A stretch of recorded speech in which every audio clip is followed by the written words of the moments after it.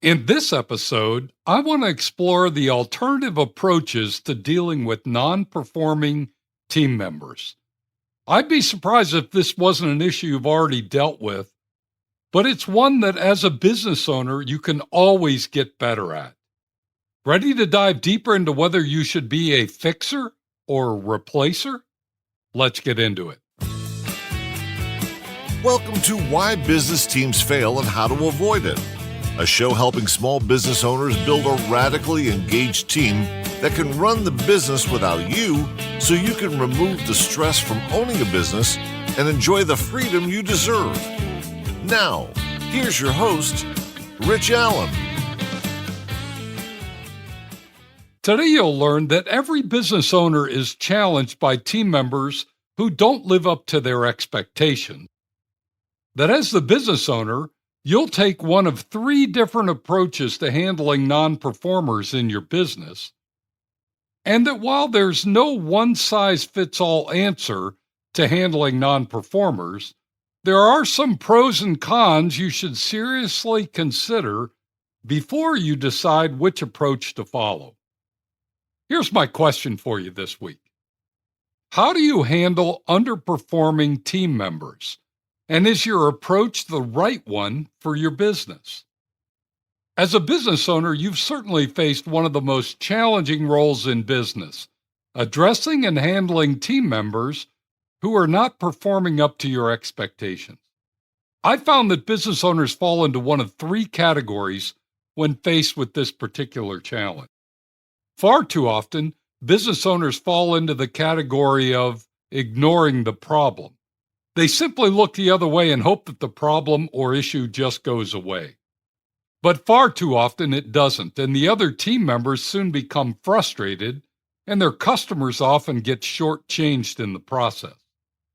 I'm not going to spend much time on this category today because it's not the way any business owner should handle underperformance, not ever. So let's focus our time today on the other two options for handling underperformance. When a team member falls short of expectations or simply cannot properly fulfill their assigned job responsibilities, business owners typically lean in one of two directions. They either become a fixer, someone who coaches, supports, and develops the person to become more competent, capable, and motivated to contribute, or they become a replacer, someone who decides the best move is to part ways with the non-performer and find someone new. Both approaches come with legitimate benefits and risks, so it doesn't make sense to always choose one approach over the other. But it's also hard to argue with the fact that most of us, as business owners, tend to lean one way or the other. You may have a strong leaning towards being a fixer, always looking for opportunities to give someone another chance, focusing your attention on their personal and professional development, and looking for signs of improvement that give you hope.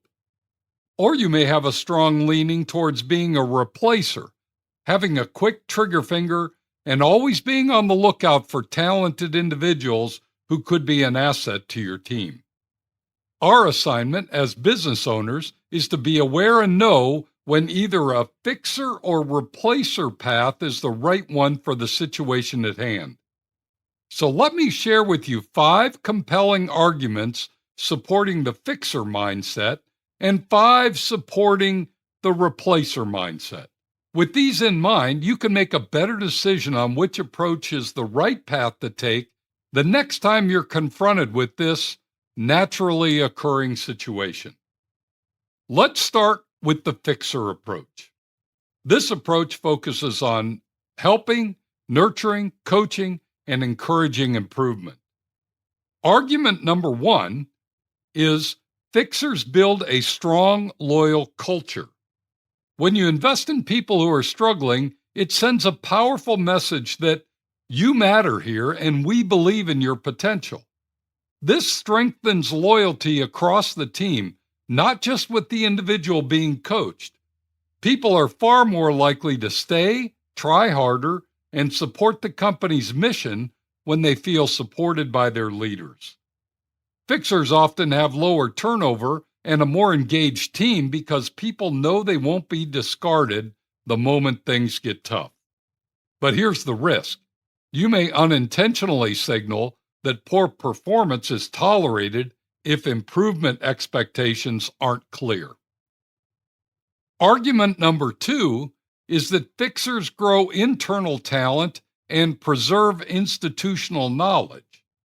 Every individual team member has unique skills, history, and workplace context that a new hire simply doesn't have. Fixers leverage that investment by developing existing team members rather than starting from scratch. Coaching helps retain that institutional knowledge and turns good employees into great ones. Over time, this reduces hiring and training costs and increases operational consistency. But here's the risk. If the employee truly isn't capable or willing to improve, you may waste valuable time and resources, allowing them to continue in their role. Here's argument number 3. Fixers improve their own leadership and communication skills. Helping an underperforming team member isn't just about developing them, it develops you. Being a fixer requires clarity, patience, accountability, and effective communications. You must set expectations, create improvement plans, and hold others to them. This process strengthens your leadership muscles, which pays dividends across the entire business. But here's the risk. If you avoid tough conversations, fixing becomes enabling, not strong leadership. Argument number 4 is that fixers create a culture of continuous improvement. In fixer-led workplaces, the expectation is not perfection, it's progress. People learn that they can raise their hand, ask for help, and get better without fear. This leads to a team that's more innovative, collaborative, and open to feedback. Improvement becomes part of the culture rather than something that happens only when someone is failing. But here's the risk. Improvement must be measurable. Without structure, continuous improvement becomes constant conversation with no results. And lastly, here's argument number 5. Fixers strengthen the employer brand. Team members share stories internally and externally about how they're treated. When you're known as a developer of people, you attract talent who value growth and long-term success. In a competitive hiring market, a reputation for developing employees rather than churning through them becomes a major advantage. But here's the risk. Some high-performance candidates don't want to work with low performers who are allowed to linger too long. They want to be around others who are overachievers themselves. So that sounds pretty convincing, doesn't it?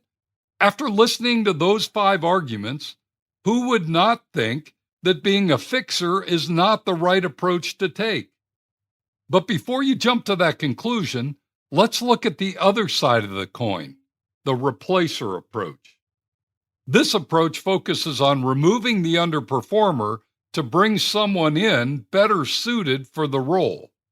Here's argument number 1. Replacers protect performance standards. When you remove an underperforming team member, it sends a different but equally powerful message. We take excellence seriously here. Replacing someone quickly protects the standard, the customer experience, and the quality of the work. It prevents morale issues that arise when the rest of the team must carry someone who isn't pulling their weight. But here's the risk. If used excessively, team members may fear losing their jobs and become less creative or collaborative. Here's argument number 2. Replacers move quickly and avoid prolonged underperformance. Sometimes the cost of slow improvement is simply too high. Underperformance can drain the team, frustrate customers, and put revenue at risk. A replacer mindset allows you to act more decisively, cutting losses and bringing in someone who can perform at the required level right away. But here's the risk.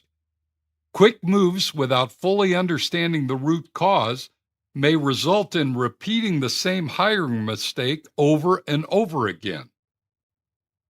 Here's argument number 3.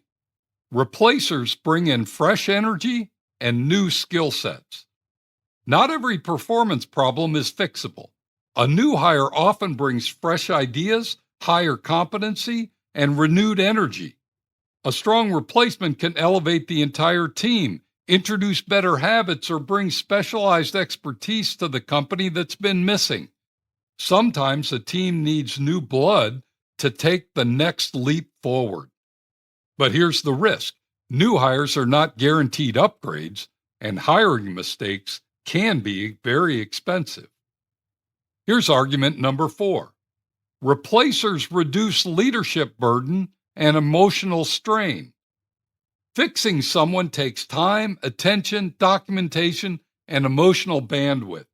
You may not have the capacity to take on the development role, especially in a small business where you're wearing multiple hats.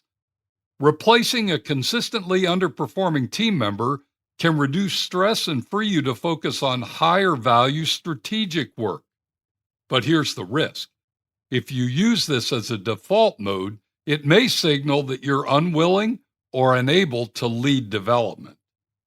And finally, here's argument number 5. Replacers maintain a high velocity, high accountability culture. Some businesses, especially fast-growing ones, need people who can perform now.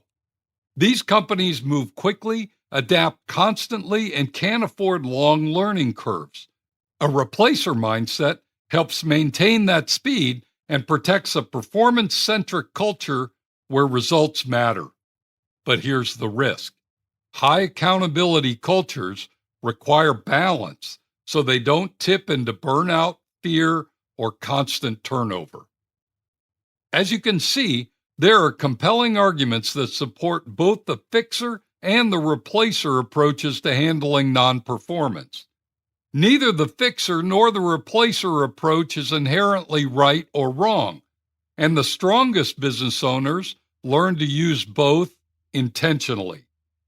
They fix when potential, willingness, and cultural alignment exist, and they replace when performance gaps are too great or improvement isn't happening fast enough.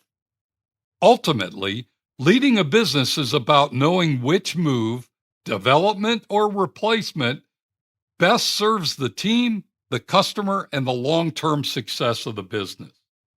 I hope this helps as you think through how to handle your next underperforming team member situation, which we all know will happen sooner or later. As we wrap up today's podcast, let me leave you with these simple thoughts. Number 1, handling non-performers on your team is a challenging assignment and requires thoughtful consideration before simply following your natural reaction.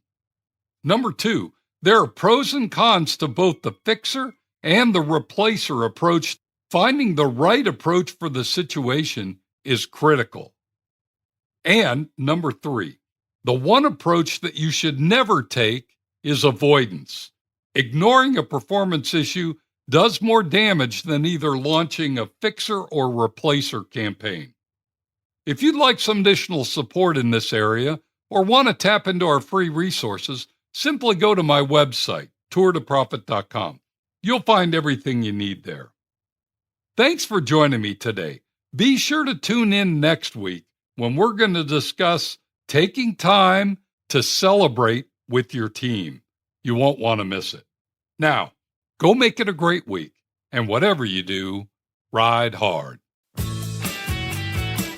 Thank you for listening to Why Business Teams Fail and How to Avoid It. Make sure to like, subscribe, and tell your friends so you don't ever miss an episode. Now go make it a great week, and whatever you do, ride hard.